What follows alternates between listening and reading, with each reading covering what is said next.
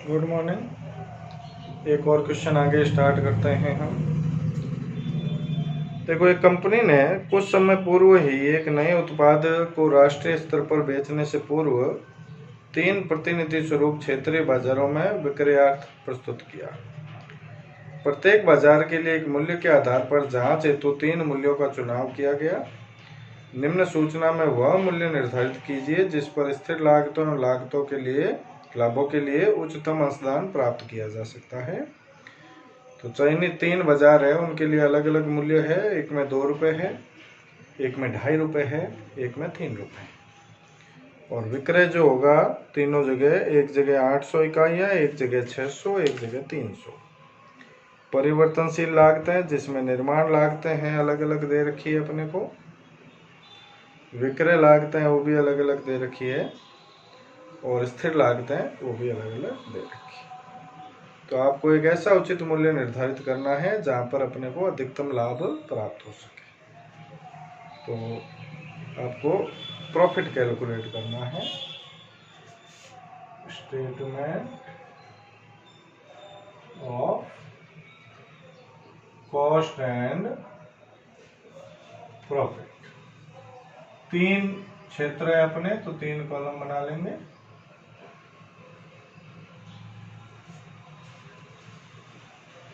First, second, third.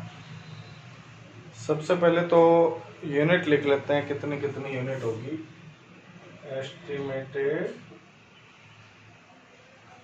Sales इन units. तो unit में cell जो होगी 800, 600 और 300।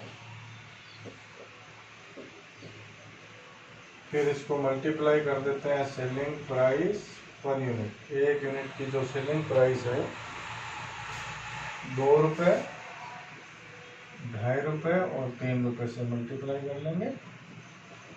1600, 1500 और 900, ये अपनी सेल्स आ गई। ठीक है। अब सेल्स में से जितनी भी वेरिएबल कॉस्ट है वो घटाएंगे तो कंट्रीब्यूशन आ जाएगा, पता है आपको। Less variable cost. तो वेरिएबल कॉस्ट कौन कौन सी दे रखी है आपको। एक तो मैन्युफैक्चरिंग कॉस्ट,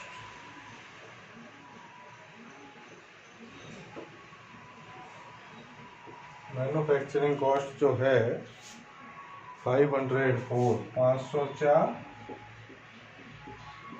378, 378 और 189, 189। इसी तरह से सेलिंग कॉस्ट है, सेलिंग कॉस्ट है आपके 80 रुपये, 70 रुपये और 40 रुपये, तीनों की अलग अलग।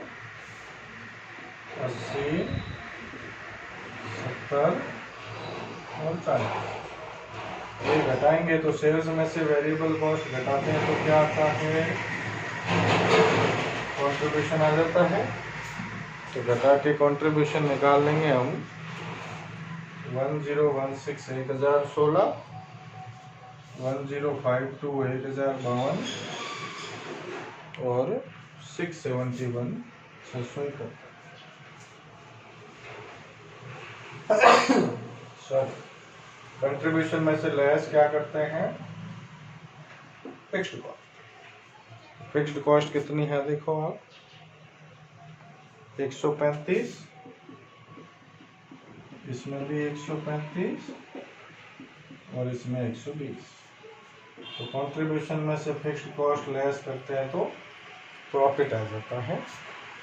तो प्रॉफिट आएगा 881 इसमें, 917 इसमें और 551 इसमें। ये तो प्रॉफिट आ गया, लेकिन प्रॉफिट पर यूनिट भी निकाल लेते हैं भाई, एक यूनिट पे प्रॉफिट कितना हो रहा है। तो यहाँ 881 रुपये का प्रॉफिट 800 यूनिट से हो रहा है, तो डिवाइड कर देंगे तो 1 रुपये 10 पैसे एक यूनिट पे प्रॉफिट आ रहा है। 917 को 600 से डिवाइड कर देंगे, 1.53 और 551 को 300 से डिवाइड कर देंगे तो 1.8। अब आपको डिसीजन लेना है कि आपको तीनों में से कोई एक एरिया, कोई एक क्षेत्र चुनना हो, तो कौन सा क्षेत्र चुनो। तो देखो प्रॉफिट पर यूनिट जो है ना वो तीसरे क्षेत्र में ज़्यादा आ रहा है, तो इसके हिसाब से तो हम कह सकते हैं कि भाई तीसरा क्षेत्र जो है वो ज़्यादा उपयुक्त है, क्योंकि यहाँ पे एक यूनिट पे ज़्यादा प्रॉफिट अपने को बच रहा है। लेकिन हमें यूनिट जब हम बनाने की कैपेसिटी में हैं और बना सकते हैं, तो फिर प्रॉफिट पर यूनिट से क्यों डिसीजन लिया जाए। तो फिर इस कंडीशन में डिसीजन हम प्रॉफिट से लेंगे, भाई प्रॉफिट किस में ज़्यादा हो। तो आप तीनों में देखो, फर्स्ट सेकंड थर्ड में प्रॉफिट सेकंड वाले में ज़्यादा है। 600 इकाइयाँ भले हो, 600 इकाइयाँ बना लेंगे, जब हमारे पास कैपेसिटी है बनाने की तो 600 भी बना लेंगे, कोई दिक्कत नहीं है। लेकिन ज़्यादा प्रॉफिट हमें इसी 600 इकाइयों में सेकंड एरिया में मिल रहा है, तो फिर हम यहीं पे इसको करेंगे सेल, यहीं पे प्रोडक्शन करके सेल करना है, ताकि प्रॉफिट जो है वो ज़्यादा से ज़्यादा हो सके। ठीक है, थैंक यू।